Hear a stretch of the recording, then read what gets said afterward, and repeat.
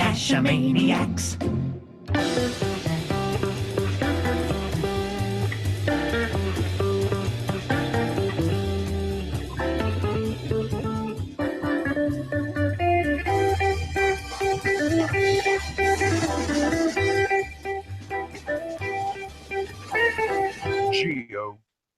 Welcome back to the GeoGearHeads, episode 243. Flying almost solo today. I'm Daryl W4 with the vacationing bad cop. Out at, I think he's at a football game of all things. So he offered to join us from the stadium, but I didn't think that was going to be a very good idea. And joining me tonight is rhendy. Welcome to the show. Thanks. I guess I don't have to put up with a bad cop tonight, huh? No, you're saved from the bad cop. But for anyone who doesn't know you, and that's probably most of our listeners, unless they've been listening to some of the teases in the previous shows, tell us a little bit about yourself and how you've become cache famous. Well, we were talking earlier about standing on the shoulders of geniuses. Certainly something I'm not myself. My background was military pilot, and then a pilot for TWA for a while, and got out of that business and went to work for your federal government as an accident investigator. And I was just kind of putzing around the house one night at 3 a.m. and looking for something on the television, which is where I discover a lot of the things that I discovered in my life. Is 3 in the morning when it's quiet outside, and I'm looking for something. And I came upon a show on the television about a place called the Explorers Club in New York City. And it's a place where they sit in these sort of hallowed halls, wooden and wainscoted walls, and men with cigars, and Peary and Bird and Shackleton and these famous explorers sit around and talk about their adventures. And back in, I guess it was 2008, they had a gathering of astronauts that talked about their experiences in flying in outer space. And of course, I was instantly interested in that because I grew up in Houston and have been in the aviation business all my life. And secretly, I wanted to be an astronaut when I was a kid, of course. My age, everybody wanted to be an astronaut, though I was no different in that regard. So I watched the show. And at some point, one of the astronauts talked about a geocache up on the International Space Station. I was intrigued. And she said that, all the astronauts love this, or many of the astronauts love this geocaching thing. It's a lot of fun. And I said, well, I know that I'm the same kind of geek they are. I mean, I love machines and airplanes and weather and, all the things that go into doing that sort of a job. I'm the same kind of geek they are. If they like that geocaching stuff, well, I must like it too. So I went out and started looking for geocaches, and it turns out I did like it too. And the rest is kind of history. I have a lot more fun hiding geocaches than finding them. There are people out there that have 30,000 hides that just blow me away. Or 30,000 finds that just blow me away. I don't know how anybody can get to those kind of numbers, but I really enjoy hiding caches because it sort of lets out the creativity in me a bit. Yeah, and we're certainly not talking about your lamp skirt hides, your LPCs. These are really, really creative ones. And you mentioned the TV thing. And again, before the show, we were talking about various experiences, and you have a TV experience that I think really kind of talks to how it is that you're coming up with such clever, creative hides. Well, yeah, when I was back flying with TWA, my wife threw an application for a TV show at me that was a spin-off from an old show called Junkyard Wars. The older people out there will perhaps remember Junkyard Wars, which was my computer talking to me again, which was an opportunity for four people, two teams of four people each, to compete in a junkyard, building something that they were tasked to build out of the junk they found in the junkyard. And in fact, it was really a really good exercise in creative engineering to see these people out there create something whole cloth from junk. It's really quite an exercise, and I really enjoyed watching the show. Well, they did this spinoff called Escape from Experiment Island, and it was all about science and learning principles of this and that. And my wife said, "You ought to do this. You're that kind of a geek. You'd like that kind of stuff." So she throws the application at me, and I threw it in my bag. And I was on a layover one night, and I started filling it out and having a lot of fun with the application. I didn't expect to get chosen for the show. I just was answering the questions they had and having fun with them and giving them what I call sideways answers. And well, one thing led to another, and they cast me for episode 2, and they flew us over to Scotland for about 11 days, and we did cluster balloon races where people get up and, Larry, the lawn chair Larry out in California, who put a lawn chair underneath a bunch of clustered weather balloons, and he get in the lawn chair with a BB gun, and off he went.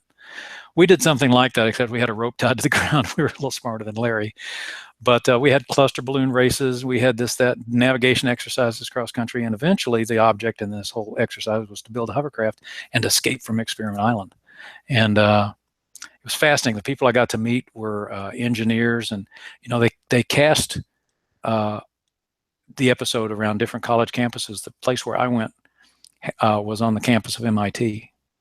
And they were interviewing. When I went in for the casting call, there must have been 500 people out there, all graduate students and students at MIT, and I was just the stupid airline pilot that walked in the door that all he knew was how to fly airplanes. But these people walking around and they were talking language I didn't even understand. But I guess they thought my Hawaiian shirt was kind of funny, so they cast me for the episode, and I went out and had a lot of fun playing in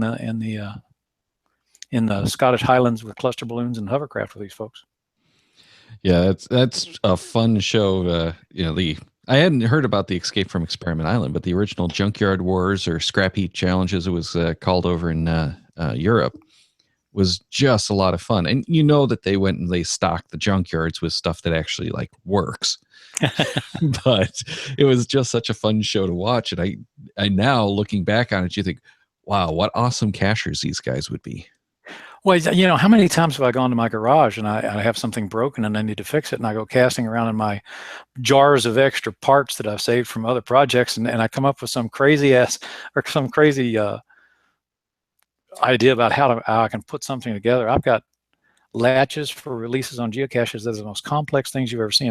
One of my YouTube videos starts off with this crazy apparatus I had created to be a door release on a geocache, and it was so complex it was just crazy. And I found out that a better way to do it was just with a simple plastic catch.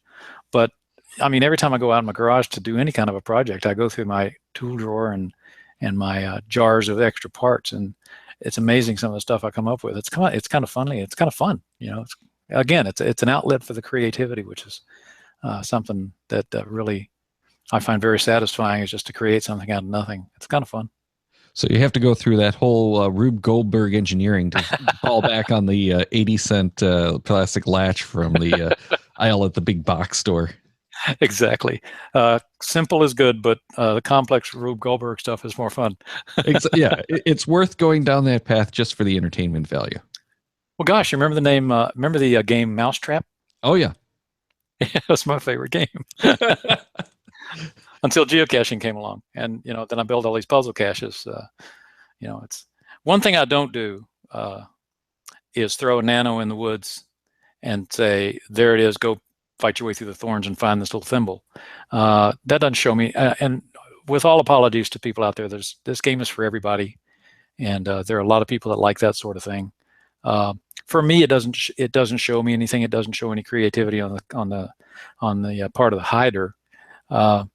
If you can put something out there that's the size of an ammo can and put it in plain sight, and people can walk past it all day long and never see it, you've done something special. And that I think that's what impresses me when I go out looking for a geocache and I find something that I'm staring right at it, and I don't understand that that's what I'm looking for, and I see it and it just looks so in place where it is. And you reach out and you touch it and you go, it's that aha moment that's so sublime. That's what it is for me. I like to see other people have that moment. It's just, I find that very entertaining and worth all the effort. Well, and you do have a YouTube channel that you mentioned, and we'll link to that in the show notes, where you do get into the caches and show them and that kind of stuff. So for anyone who wants to see these, go over to the show notes, check out that YouTube channel, and check out some of these amazing containers that he's put together. But going to some of them, why don't we start with one of them that really struck a chord with you? And you sent me some photos, and there's this one that I think it's the number 7 in the series that really looks amazing. Well, number 7, I think the photo would be the side of the building. Let me see, which one are you? Yeah, it's the SS7 house, so that's why I'm thinking it's the 7th in the series. Okay, well, And yeah, it's the boxes that really intrigue me so much here. well, Stockton Springs 7 was a multicache, or is a multicache. It's I tell people it's an epic multicache because it's in 5 stages. It's out at this marina, actually our harbor here in Stockton Springs, and it starts off at the parking place. You get this what looks like a math puzzle that says it's typically find the coordinates. So start with your parking coordinates. Everything's within walking distance, and it gives you this math problem that is impossible to solve with math. You can't do it. Okay. But with sideways thinking, you look at the problem and you say, now wait a minute. He told me it was within walking distance. So I already know some of the answer here. You know that the low order 3 digits are the only thing you're looking for. The stuff after the decimal point, the stuff in front of the decimal point, you already know that. You're sitting in the parking lot, you know what those coordinates are. And once you fill in those 4 numbers, the rest of it, just a 3-year-old can do it. But it's that red herring of giving them what looks like a math problem. And I've had a lot of people call me on the phone. And by the way, I've usually put my phone number on these because just to digress for a moment, it's of no value to me if somebody does a DNF on one of these. I hate DNFs. If somebody has trouble getting one of these things open and it stumps them, I put my phone number on there. Call me, or go look at the YouTube channel. I give them in the hint. I give them the YouTube channel so they can see how it was built and how it's put together, so that they can get it open, because I want them to get it open. I want them to enjoy the experience of opening this thing, because that's what it's all about. Stumping people and making them feel stupid is not what this is about at all. So anyway, they get that. Okay, yeah, this is the edge of the Harbor Master Shack. This is actually stage 4. So this is actually the Harbor Master's shed. It's a public structure, essentially. Yes. And they're going here. They're seeing this, and I'm just looking at it, going, okay, there's an electrical box. There's it looks like a vent. There's a canister. There's a spigot, and it kind of obvious probably is that there's that box there. Well, this is an example of hiding in plain sight. Put these things out there that look like they belong, and in fact, what doesn't belong there is the spigot. The spigot in Maine doesn't sit outside the building like that. That kind of water spigot is the kind of thing you would see in Texas or in Florida, and it's got a little insulation wrapped around it, but it has no business out there in Maine. You look at this thing and you say, what the heck is this doing on the edge of the building? And it turns out in the previous step, they were given a couple of tools, an air pump and a piece of water hose that's about 1.5 feet long, with the connection to the spigot on the water hose. And the object is to put the water hose on the pump and then screw it onto the water spigot here and start pumping air into it and see what happens. And as you pump air into this thing, of course, you've seen these types before, the pill bottle rises up in this electrical box over to your right. And presumably you hear it coming up because clunk, clunk, clunk as it comes up. And when it hits the top, it kind of hangs up sideways. And then, of course, the object is it's padlocked. How are you going to get it open? There's a padlock on there. But when it comes up out of the hole, there's a picture in there that shows written across the top of the bottle is this little thing that says not starboard. If you can read that, it says not starboard. And of course, not starboard is what? I'm not sure. Port. This is a This is a harbor location. We're down at the harbor. Right, so if it's not starboard, it's port. And you plug P-O-R-T in that master lock, and guess what? Poof, it comes open. So it's one of the alpha ones. It's not one of the numeric padlocks. Exactly. And then from that pill bottle, you retrieve another tool that takes you to the next stage in the cache. And so it's actually a geocache in, I say 7, I think it's 6 stages actually, but there's only 14 people that have ever completed it. Oh, wow. That's a shame, because this is an amazing looking cache. And just that whole thing with the appearing, disappearing bottle, really got my attention, and that's one of the reasons why this one struck me as being so cool. You know, it's got the creativity. It's looks like it's well executed, and you have to really work to get it. I like that whole thing. The only thing that really tipped me off when I looked at that photo is the face of the electrical box is not solid. It's a translucent plexi or something. Exactly. You know, you're going, what's this? But it doesn't give it away until you start pumping the air in the spigot. The first people that went out there to solve it ran the water hose from the dog dish over on the other end of the building around and plugged it into my water spigot and pumped water in there, which actually ran the bottle up just fine. But it took me days to get the water back out of the puzzle. I was going to ask, because it's all buried underground. All the pipe and stuff is buried underground. You know, there's a lot of work that goes into executing one of these. This is all buried under. Because I dig it up. Well, and how much trouble do you have with people doing the resets on something like this? You know, you just mentioned that one. That was kind of tough. Well, you know what, Daryl? That's a part of the engineering. That's part. I do these puzzle pipes, and you'll come up with a picture of those later. But one of the magical things about the puzzle pipe is you've got this maze that you have to run. That's buried in there that you can't see it. You're running a maze that's absolutely blind. It's just these two pieces going back and forth, and you kind of by feel. But when you get it apart, you don't have to run the maze to put it back together. There's a shortcut that goes up, and then you turn it half a click, and it goes right through this little one-way gate that's made out of a little piece of metal, and it reloads it so that it's ready for the next user. And that's so important when you're building one of these things, is to make it easy to reset. Yes, yeah. Because that's one of the problems for most hiders is figuring out how to do those resets. Yeah, that's a great solution that you usually don't see on what we usually call the monkey puzzle style, where it's at labyrinth where you're pulling it apart. Yeah, so that's really awesome. I've got one, the two-catch birdhouse. I love the two-catch birdhouse because it's so simple, but it's so fun, and it's got a Dr. Seuss puzzle inside of it that the kids get to solve. And when you open it, the bottom of the birdhouse just goes ka-chunk and falls. That's another thing about when you do the right thing. I love it when the puzzle goes ka-chunk or bam, and people jump, because it's not just, it doesn't just unlock the door. The door flies open and says kabam. They jump back and they laugh, and they get this big hoo-ha out of it. And this is one of those, when they do the right thing and the thing opens up, the whole bottom of the birdhouse drops about a foot. Boom! And inside of it, you see it's about a gallon container, and it's suddenly there, and people jump back and just go aha, and it's great. And to close it, you just push it back up, and it just reloads the whole puzzle just by pushing it back up and closing it. I love that one. Nice. Yeah, that works really well. One thing, though, that kind of got my attention is that you're burying all this stuff around the Portmaster shed.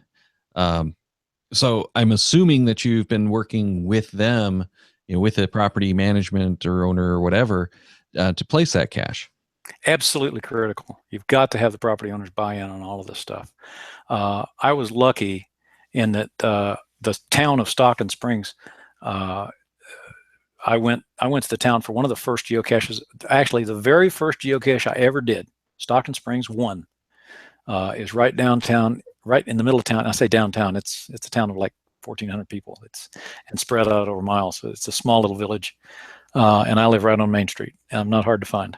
But about 2 blocks down from me is the little Legionnaire Square. It's where we have our Veterans Day parade, and the 6 or 8 veterans come out and salute the flag and do all that stuff. But there's this kiosk down there that talks about all the things and the businesses in town. It's just one of these things you see in town sometimes. And up in the top of the kiosk is this brilliant sort of spot that you can drop this thing into. But I had to build another piece of wood that kind of fit in there and made it. And then I had to bolt in the wood with the same kind of bolt so that it looked like it belonged. And I actually made that spot. It was kind of cool the way it turned out. And all it is really a reach up the top and get it out. But that was, I really liked that one. But that was the first one I ever did. Well, and now it's turned into a big series, kind of like some of the other trails that we've seen. But this is a whole series of what is it now? 14 caches.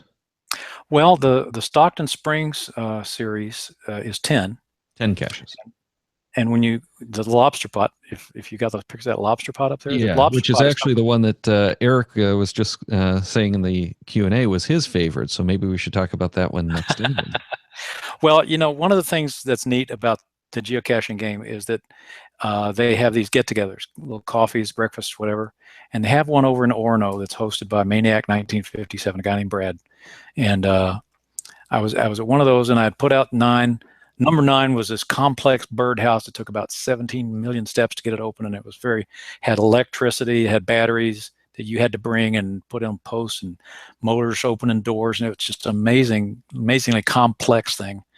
And I was scratching my head at this get together with all these people and saying, what am I going to do for number 10? I want to complete this series. What am I going to do? And a very nice lady there said, why don't you make a lobster trap, because we're in Maine after all. And I said, well, that's an idea. So I went back and I scratched around. I got this old-fashioned kind of lobster pot plan like that, and spent way too much money and way too much time building this darn thing. But it's another one of those that's just, when you complete the puzzle, you open it up like this. If you're looking at it, there's a door on the end, and you open it up, and there's a little prop rod that opens it up for you. You pull on the white knob, and it opens this little door. And inside the door, you see these sliders that look like the sliders you see on an old pipe organ. There's 10 of them, and they go from A to L, and each one is numbered 1 to 10. So on question number A, I'll ask a question, and there's actually 2 questions for each one of these. And the one question refers to all of the 10 caches that are in the Stockton Springs cache series. So if you have done all of the caches in the Stockton Springs series, those will be easy questions. It'll show a picture of that kiosk I was talking about, and you'll know that that's number 1. It'll show a picture of a rock in the water, and you'll know that that's number 8, and so on and so forth. So you pull these sliders out, and when you get them all in the right position, it completes the circuit. The green light comes on, and kabam! The door on the end of it drops open with a boom, and there's this huge cache inside of there with a big red lobster painted on the top of it, and it's everybody loves that one. But it's electric. It's got a battery in it. The battery in it has to sit out in Maine winters and maintain its charge. The only time the circuit is completed and puts a draw on this battery, this isn't a little electrical thing. The only time it ever completes the circuit is when you pull out the last and satisfy the circuit. And as soon as it blows the door open, the circuit's dead again. So it only activates the circuit for about a second. Sure, which means the batteries can last a very, very long time. I hope so, but you know what? This battery, even that, I put 2 6 volt cells in it, the big ones. The lantern batteries? Yeah, they lasted about a week. So I had to go to 12 volt. Well, no, I went over and got a AGM battery at Batteries Plus, which I'm ashamed to say how much I spent for it, but it's about the size of, your fist, and it'll hold a charge for months. Wow, it's amazing how many of the cachers I've seen lately doing the batteries in their electronic caches, where they actually have a battery box somewhere in this system with the solar cells on top, so that they don't have to worry about it. But I'm thinking most of these caches aren't drawing that much power that I wouldn't think they have to really worry about it. I really strongly considered solar cells, and I really like that you don't have to maintain that, supposedly in theory, that you never have to go back and mess with it. But you know what? I mean, I have to go back to these caches pretty regularly anyway, because somebody will break it. I think number 4, I have one that's at the American Legion Hall that if you ever look under the deck, under a deck, the exterior deck out on the front of your house, the rafters and the what do they call them? The boards that support the deck underneath, they create these open spaces underneath, and it's a perfect place to put a box. So I put a box underneath the deck that fits in between these boards. It looks like it belongs there, and that's the whole point. Again, you look at it, and you see just a box in a deck, and it just looks like wood that is part of the deck. But there's no latches visible. These are all hidden hinges. All you see is just a wooden square box, and people go in there and do all they can think of to open this thing, except the right thing. They'll stick screwdrivers in the corners and and pry on it and twist, and they'll wind up breaking these little plastic latches that I've got holding the thing shut. And I think that one's been broken 5 times. It's been broken into and stolen from twice. I don't know what people think they're stealing when they walk away with a plastic container full of Matchbox cars and pencils and a book with people's name in it. But I've had a couple of, I put out in the latest series, I'm just in the throes of starting. I've got like 9 geocaches out, and it's called the Penobscot Bay series. The Penobscot Bay series is a little more ambitious because it goes not just in the town of Stockton Springs, but around Penobscot Bay on Route 1, which is where all the tourists come up and down on Route 1 in the summertime. That's the coastal highway. So the thing about this one is they're all supposed to be within sight of Penobscot Bay and in the little towns along the way. And the geocachers are supposed to have something to do with that particular town. I put one out in Owl's Head, which is way down the other end of Penobscot Bay from me. It's about 30 miles from here. And it was a lobster buoy, one of the buoys that you see out in the water. And inside that buoy, I had a puzzle pipe. I hollowed out the buoy and put the puzzle pipe inside, where you took the flag on top of the buoy, and if you looked at the top of the buoy, you'd see a clock face, 1 through 12. And then I told them, and on this one, the clue was Dr. Pepper. Anybody from Texas immediately is going to know what the combination is if I say Dr. Pepper. But well, and I've started seeing some of the bottles around lately that actually have the numbers around the Dr. Pepper logo. That's right, 10, 2, and 4. That was right. It was an old ad. It was their logo, 10, 2, and 4. So that was the combination. It was a real simple one. But I hung it up on a wall with a million other lobster buoys that, they do that up here in New England. They hang up, they take a wall and fill it up with lobster buoys. And I just stuck this one in with a bunch of others. And don't you know, that thing got stolen before the first person found it. It never got found. It was stolen before it ever got found. And I don't know why anybody would want it. But it was the only one that got stolen, right? Yeah, it was the only one. They cut the Dr. Pepper, and Well, no, I mean I hadn't even published it yet. When I published it, the first person, and when I publish something up here, it usually takes about an hour or 3 hours before the first. There are people out here that are just, they get up every morning and check their emails to see if one of these, it's a small sort of tight group where we'll call ourselves the usual suspects because we run into each other at all the coffees and things like that. And they're just really nice people. But every morning you can see them, they're getting up looking at their emails to see if a new cache has been published.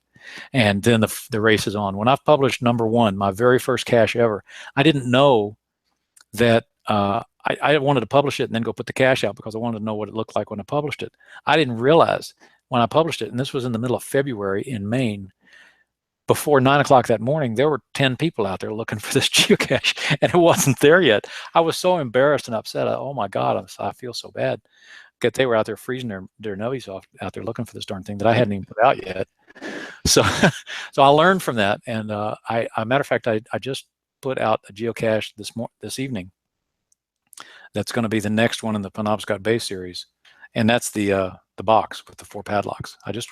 I sat on that for a month trying to decide whether I was going to put it out. I finally put it out tonight, and I think that it's probably going to go live tomorrow. So if anybody's listening up here in Maine, look for Maine Publisher to put out one. Maine Publisher is pretty good. He usually puts it out the next day, and if he's on the ball, he'll put that one out. And there's going to be a rush tomorrow morning to get down to wherever this thing is, and we'll see who gets the first to find.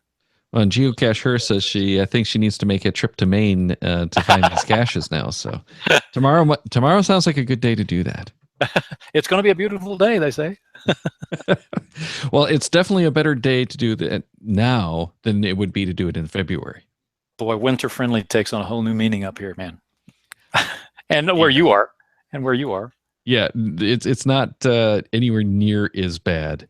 Limax says heading to Maine is cool, and he's out in the Bay Area. So, I'm supposed to do this. Huh? Here we go, like that. Yeah. Yeah. But meanwhile, Team Aviju had to take off, but he says lots of great ideas. Thanks for sharing your experiences. Yeah, thank you. You're welcome. Anytime. Yeah, it's like I said before, a lot of these things, we call it sideways thinking. I don't know if you want me to tell the story or not, but sideways thinking is what some people call thinking out of the box. And I tend to gravitate towards those kind of people, and we sit and play these logic games on each other and just have kind of fun. And it's the puzzle where you say something like, this girl had 4 brothers, and each of her 4 brothers had 3 brothers and a sister. So how many people are in the family? And you start running this math in your head. Well, she had 4 brothers, and each brother had 3 brothers and a sister, and start adding up, and you get this huge number.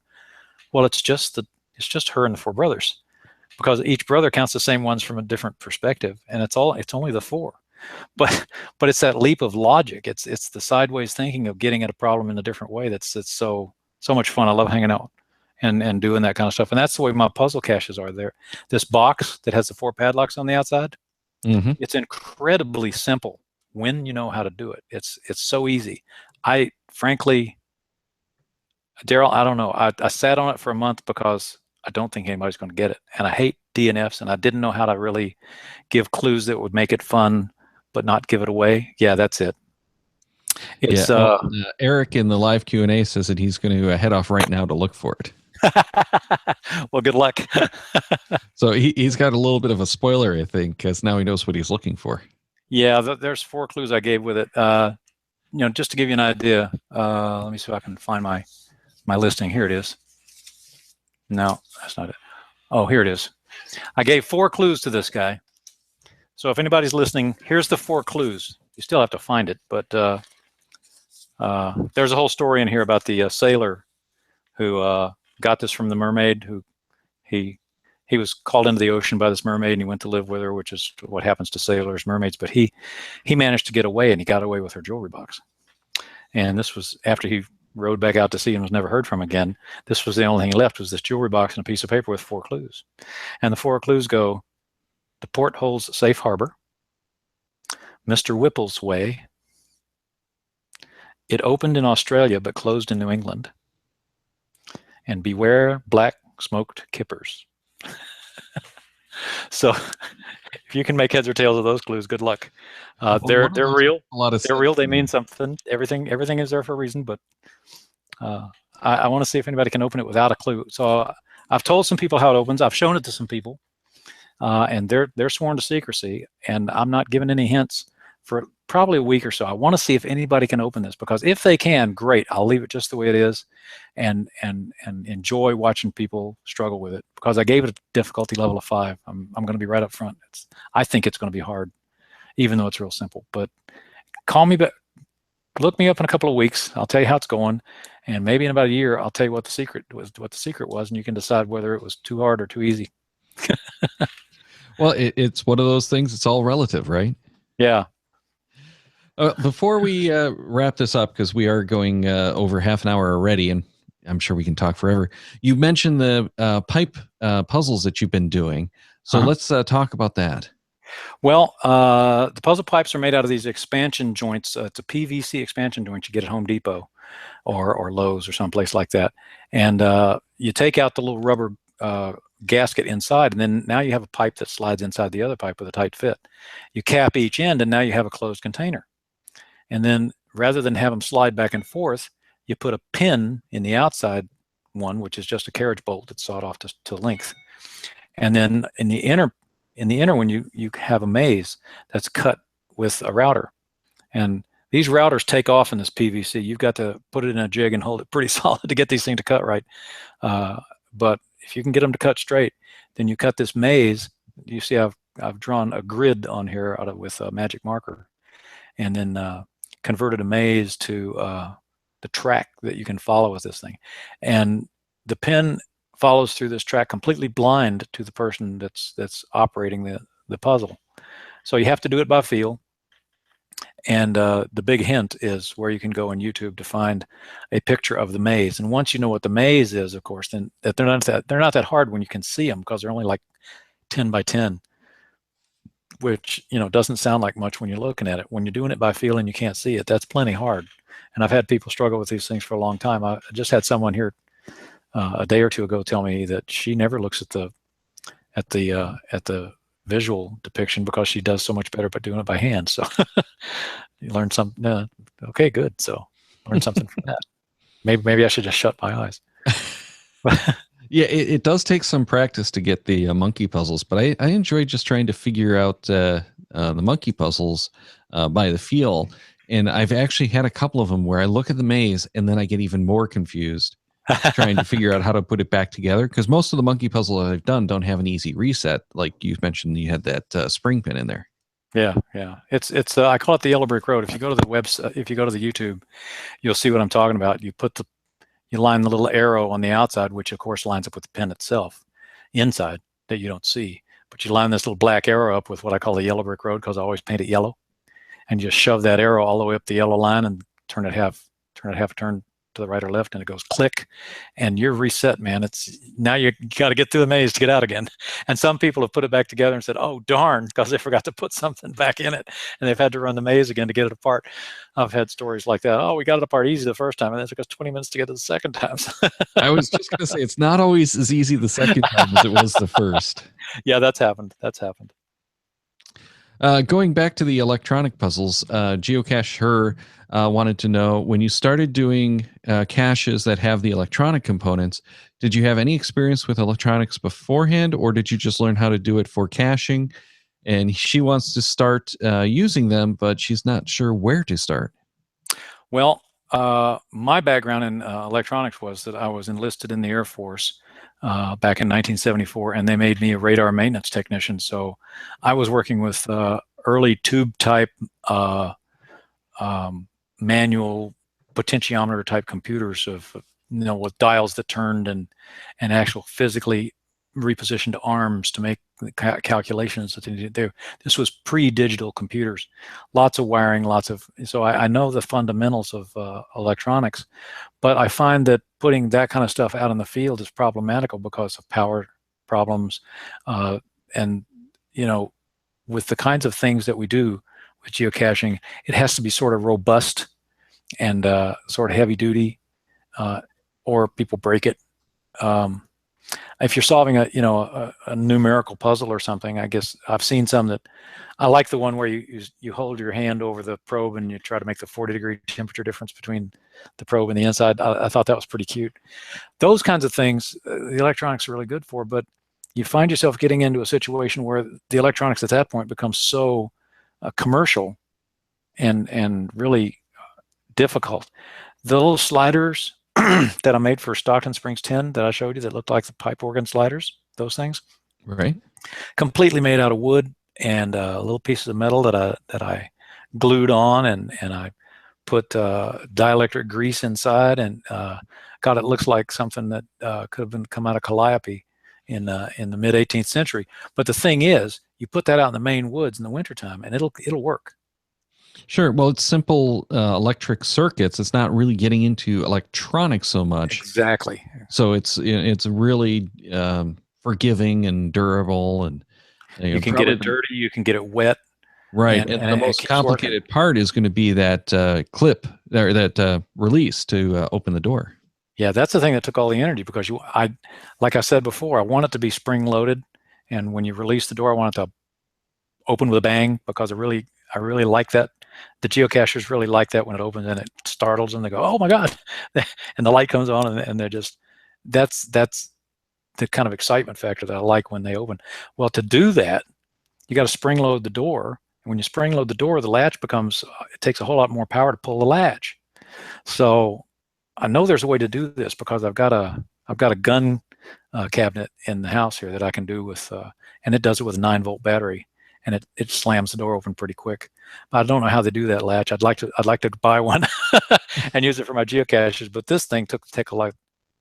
This Stockton Springs 10 takes a lot of energy to pull it, so that's why I have the big battery and all of that. So it's always compromises. A lot of these caches I come up. I tell you what, I go to YouTube and I poke around and I go out and look at caches, and I look. I've never physically myself found any caches that are like mine. Probably because I'm stuck up here in Maine and there just aren't many up here. But I go on the YouTube and I look at things and I say, I'd like to make something like that. And I go to my shop and I start messing around and I start making what I think is going to look like that. And by the time I get finished, it doesn't look anything like what I saw on YouTube. It works differently. It's a whole different concept, and I've rearranged it in terms of what I can build, what I'm capable of building. And sometimes they just come out looking completely different. People look at it and say, wow, that's really original. That's unique. And I wasn't trying to do anything unique. I was trying to copy somebody else. Sometimes that's the genesis of some of these things, is I was trying to copy somebody else. Both the birdhouses are homage to West Virginia Tim. I mean, he's changed this game in a lot of ways, especially puzzle caches. So he does so many birdhouses, and look at his, and I'm just wowed by some of the ideas he comes up with. And I know that, like me, he gets his ideas from a lot of other people too. But I mean, he executes.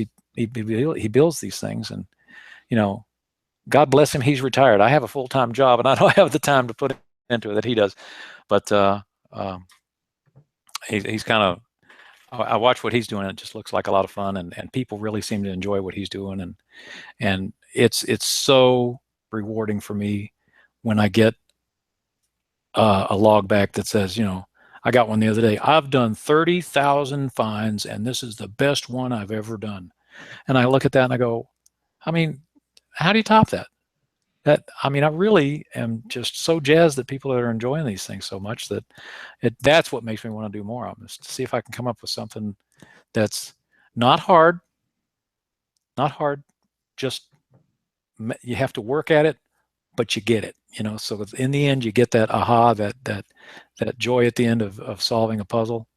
It's a perfect sort of balance between making it just hard enough but not too hard. That's a hard balance to strike sometimes. And that's what worried me about this latest cache. We'll see if it's too hard. If it's too hard, it's not fun. Right? No. Yeah, well, it's fun for some people, but not for a lot of people. Especially up there in Maine, you've got a smaller audience, so you can't cater to those who really like those tough challenges. Well, maybe some people from your show will come up here and give us a larger audience. I think we'd like to put Maine on the map a little bit and get some people to come up here and look around and do some geocaching. Yeah, I think we've got some people who are definitely looking at making plans to get there. Well, good. It's going to be a little tough, I'm sure, for some, like Limax out in the Bay Area, and geocaching her, I think she was out in Kansas. But hey, well, you know what? We have airports in Maine. We joined the 20th century just a couple of weeks ago. There's always vacations. Plan your vacation. Maine's a great place to go in the summer. Oh, it certainly is. It's beautiful in the summertime. You know what you do in the summertime up here? What's that? If it happens to fall on the 4th of July, you cook a hot dog. Oh, we love it up here. It's people who live up here wouldn't live anywhere else. Excellent. Before we let you go, is there anything that you want to share? Gosh, I don't know. I've said so much already. If anybody ever gets into one of my geocaches and is not getting it, poke around. You'll find a phone number. Call me. Shoot me a text. I've got my phone with me. That phone number is good 24 hours a day, 7 days a week, all the time. That phone lives on my belt. I've turned it off for this because I didn't want it ringing during the show, but it'll go back on just as soon as we hang up. And for me, a DNF is absolutely worthless. I want you to get the thing open. I want you to find it. I want you to solve the puzzle, because that's where the fun is for me.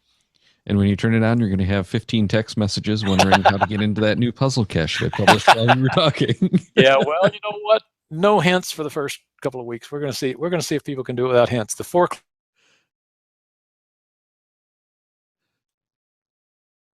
Oh, I think we lost your. Yep, you've gone and muted yourself, unfortunately.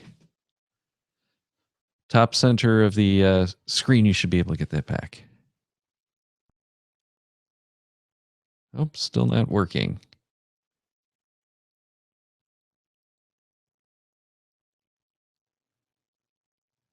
Is there a hardware mute, or did the cable maybe come unplugged?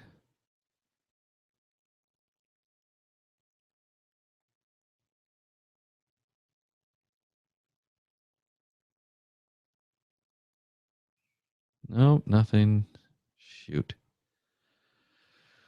All right. So with that, let's wrap up the show. Thanks again for joining us. It's been a pleasure, and I really would love to get out to Maine. But for patrons, remember that we have our next patron hangout Tuesday the 30th. That's this coming Tuesday. It's going to be our first attempt at doing the new YouTube live Hangouts on Air. But we have a ton of great shows scheduled.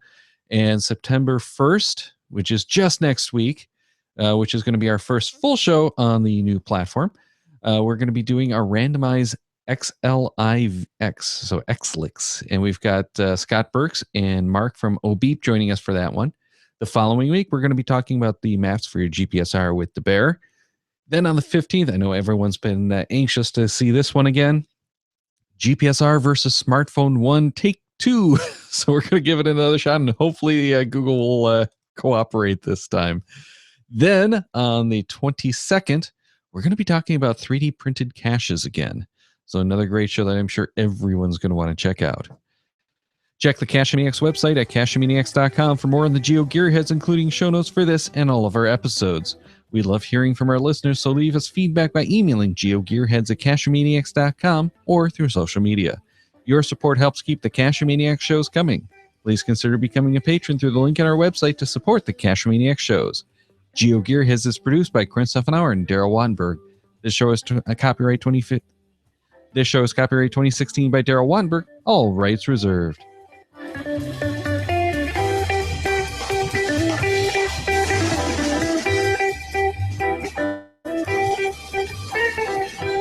Cash with the Cachemaniacs.